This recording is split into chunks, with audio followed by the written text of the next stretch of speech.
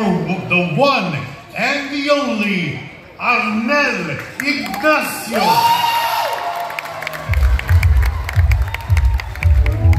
My God!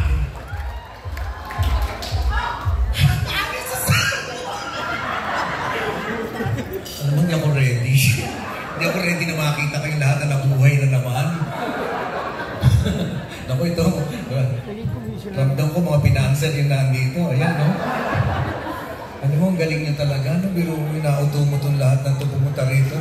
Pinagbayad mo na 10. Ay! Shit! Kala ko ba tayo-tayo lang ito?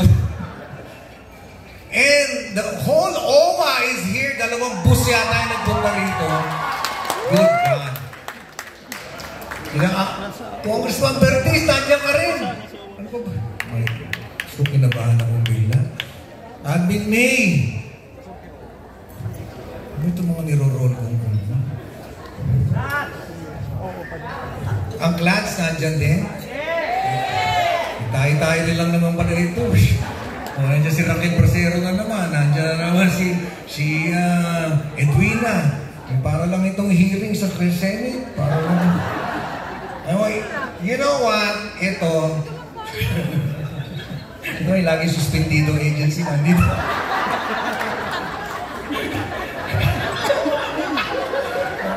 Dito pa tayo nagpunta sa Century Park.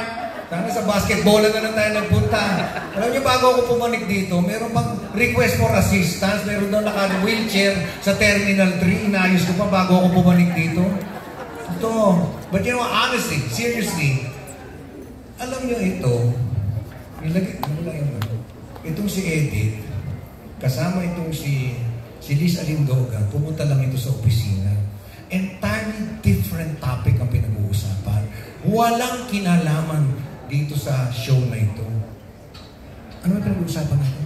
Mga programa for OFWs. No? At bigla lang niyang sinabi, hoy, ang dami nakakaalala sa'yo, kumakanta ka sa ako, tumigil ka, wala na nakakaalala kumakanta ko, muna akong pagbubulahin. Oy, pero kung may show pa, babayad ka. Oo, sige na, ako dami ko pang ginagawa. Sumunod na may nilabas sa Facebook, ang laki-laki ng mukha ko. Sabi ko, Eddie, official ako. May RA 6713. Diyos ko yun, nagpanik yung buong OWA. Gumawa ng isang katutak na, alam niyo naman sa gobyerno, bawat isang kilos mo, 3 kilo ng papel ang kailangan mo isakmin. 4 na banig lagi ng paracetamol ang iinumin mo para sa isang napakakaprasong kilos. Ha? Ano yun? Ayan, tingnan mo, oh. Di ba para akong yung bading na successful na marami ng pardon? Magbubukas na naman na isa na naman. Ano ba itsura ko? Pero may hindi ko alam na yan ang kinuha niyang picture. Dumukunta lang. Saan ka naman nakakita ng ganito? Anyway, kaya, Edith, sorry, isang kanta lang. Yun na yun. Hindi! May nga ano, di ba alibaba ako napakahirap itong kanta ko. Ma'am, amin natin. Ito, pinatakbo ko nito nung araw. Bakit kayo nag-aasikaso? Ano ba ito, Eddie? Wala ka ng production staff man lang? Di ba artist ito? Ano to? Kasi po, nalaman ko dami niya ako. May problema ako dun sa asawa ko. Wala akong scholarship. Punyeta naman! Dito ko pa! Scholarship? So, namatay ang asawa mo. Hindi mo nakuha yung scholarship. Di, honey. Nandiyan ka naman, di ba? Di, ma? 100,000 na daw nakuha. Oo, kaya kailangan. O, ikaw? Sir Arnel, di mo ba kalbuho kayo? Punyeta ka, saka. Ano na kinalaman ng kalbo rito? Kalbo ka rin naman eh. Hoy, maraming kalbo ngayon. Nangarap din ako magkaroon ng buho. Baka naman. Gusto mo hiramin to? Lumayas na nga kayo! Diyos ko, talaga. Pero seryoso itong kanyang ano. Seryoso itong...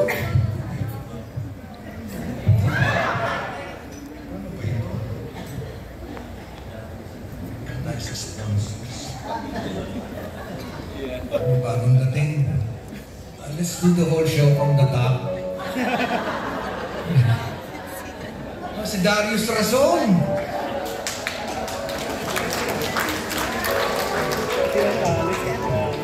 Sabi ni Edith, ang dami na daw nakaka-miss na kanta yung Spain.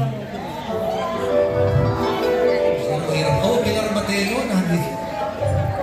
No, Pilar, ano ito makikita kita? Lagi kang nakaganyan. Alam mo, ipit, nakaganyan na yan. Ang tagal. Nakangiwi na yan.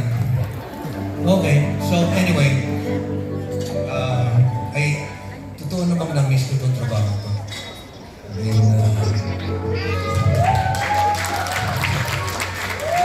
And as to say thank you to all of you. Manang ticket ka dito.